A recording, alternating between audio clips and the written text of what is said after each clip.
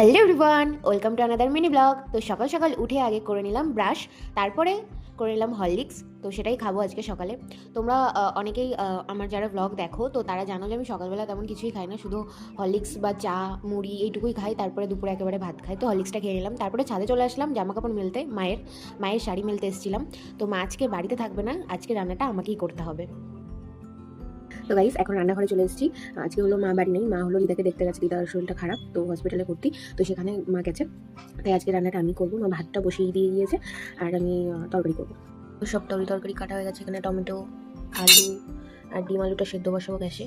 আর এখানে ডিমের সঙ্গে রকম মশলা, আদা রসুন লঙ্কা আর পেঁয়াজ আর ধনেপাতা উপরে দিয়ে দিয়েছি। এই প্রথমবার এক হাঁড়ি ভাত আমি নিজে উপরে দিয়েছি, তারপরে করে নিলাম মশলা। তো শিলনোড়ায় মশলা করছি। তো গাইজ আমি সব কিছুই পারি, রান্নাও করতে পারি, মশলাও করতে পারি, ঠিক আছে, আমি সব কিছুই পারি। তো একটা তরকারির মশলা হয়ে গেছে, আরেকটাও হয়ে গেছে। এখানে ডিম সেদ্ধ বসিয়েছিলাম গ্যাসে, সেটাও হয়ে গেছে। আর একটা তরকারি কমপ্লিট, মানে টমেটোর তরকারিটা কমপ্লিট হয়ে গেছে। এখন ডিম আলুটা নুন হলুদ মাখিয়ে ভেজে নিয়েছিলাম প্রথমে, তারপরে মশলাটা কষিয়ে নিয়েছি। মশলার ভেতরে আলু দিয়ে একটু কষানোর পর তারপরে জল ঢেলে দিয়েছি। তারপরে কিছুক্ষণ ফোটার পরে 3টে ডিম দিয়ে দিয়েছি। 4টে ডিম রান্না করছি, তো একটা ডিম রেখে দিলাম, কারণ ওটার কুসুম না মানে অর্ধেকটা ভেঙে গেছে, তো সেই জন্য আর কি কুসুমটা বেরিয়ে যাতে না যায় সেজন্য একটু পরে দিয়েছিলাম। তারপর আমার তরকারিটা কমপ্লিট হয়ে গেছে। তারপর অনেকগুলো বাসন হয়েছিল, সেগুলো মেজেছি। কড়াইটা মা এসে মাজবে, সেজন্য আমি আর মাজিনি। আর কালি তো সেজন্য আমি আর মাজিনি। বাসন টাসন মাজার পর চলে গেছিলাম স্নান করতে। স্নান টান করে এসে তারপরে একটুখানি শুয়েছিলাম।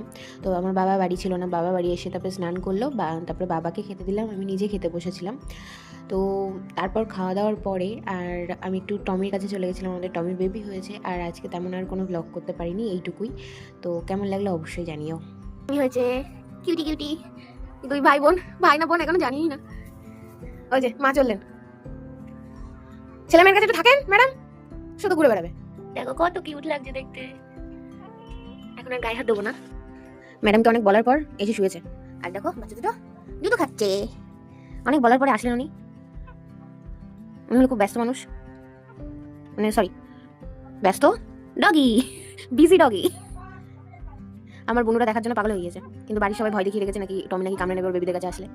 তো মোটেও না, আমাদের টমি যথেষ্ট ভালো, ঠিক আছে, আমাদের টমি হলো যথেষ্ট ভালো। যেদিন হয়েছে রবিবারের দিন হয়েছে, তো হওয়ার পরে মানে রাত্রেবেলা হয়েছে, রাত্রেবেলা হওয়ার পর সকালবেলা মানে রাত্রেবেলা খেতে খাওয়ার জন্য ডাকছিলাম, তো আসিনি। পরের দিন সকালবেলা দেখে দিলাম যে হয়েছে, তারপরে এসেছি এখানে। আসার পর মানে ওই যে ওখানে দাঁড়িয়েছিলাম, এখানে এটা একটা গোদাম ঘর, ঠিক আছে। তো ওখানে দাঁড়িয়েছিলাম, ওখানে দাঁড়িয়ে ও হলো বারবার এর মধ্যে যেতে বলছে। আর বাড়ির সবাই আমাদের একটু ভয় দেখাচ্ছে, গেলে কামড়ে নেবে। আদেও না, ও যেতে বলছে, যেমন আমার বাচ্চাগুলোকে তোমরা দেখো, তো এরকম একটা ব্যাপার। আমাদের টমি সত্যি অনেক ভালো, শুধু একটু অচেনা মানুষ দেখে একটু ব্যবহার করে ঠিকই, কিন্তু অনেক ভালো।